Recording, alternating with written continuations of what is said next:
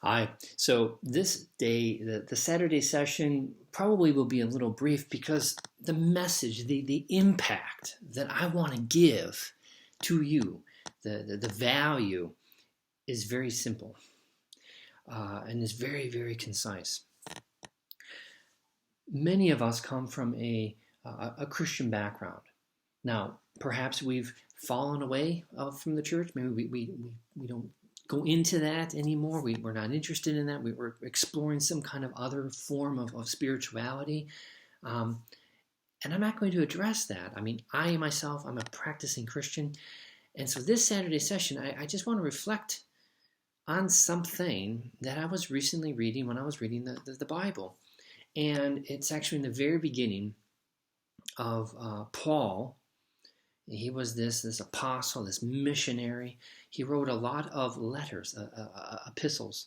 And one of them was to this Christian community. It was a very small kind of Christian community in Corinth. And the Corinthians, as the in the Bible, it says the first letter, and he actually wrote two, so first letter and second letter. So the first letter to the Corinthians. And Paul is in the very beginning talking about God's faithfulness. God's faithfulness. And I think to myself, and this is really the message, how has God been faithful to you? How has God been faithful to you? I'm not going to discuss, we're not going to go into if we've been faithful to God, but how has God been faithful to us? I travel a lot, and I've lived in different countries, and of course the result of that is you need documentation, right? Sometimes there even requires like a criminal background check. Obviously, I'm not a criminal, so it's rather straightforward and easy. But there is a bit of anxiety. There's a bit of kind of stress. You have to get the paperwork. You have to wait. You have to work, really talking about patience as a virtue, right? Really practicing that. But through all of it, every single time, God has been faithful. He's been faithful to me. And I think to myself, when I set aside that anxiety, actually when I set aside the doubt, and I see the blessing, the gift, the faithfulness that God has, how beautiful that is, how great that is. Look at your life. Some of you, I know, are struggling. You're struggling professionally.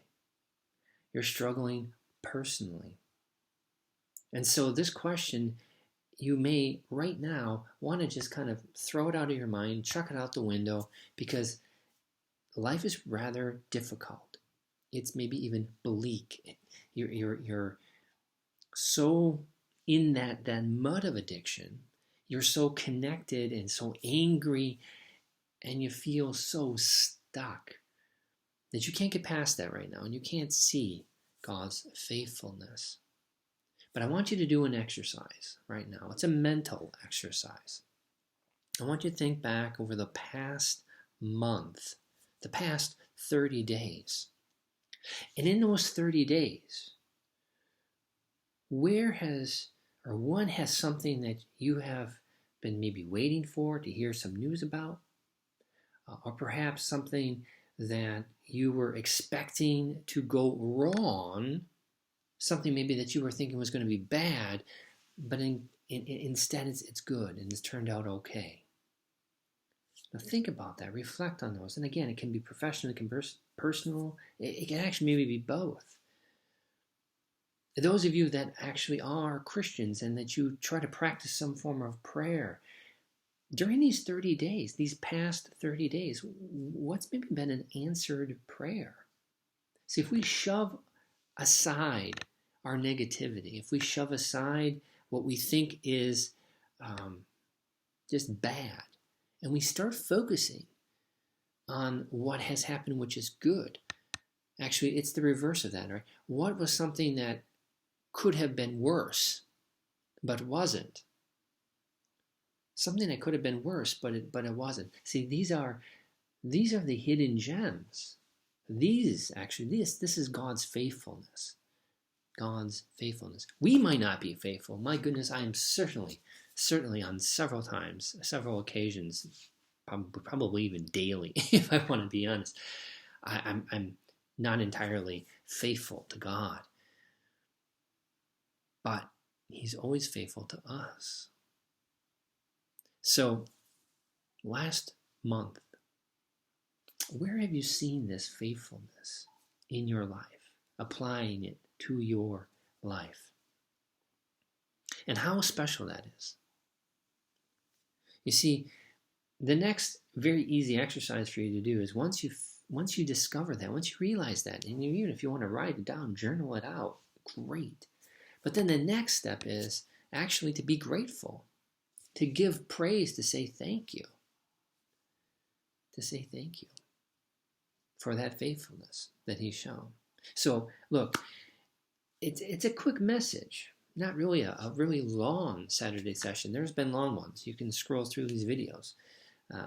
But this is short, just like the last kind of recent ones have been also short, because the message I want to be very impactful. I want you to get it right away. The value right now.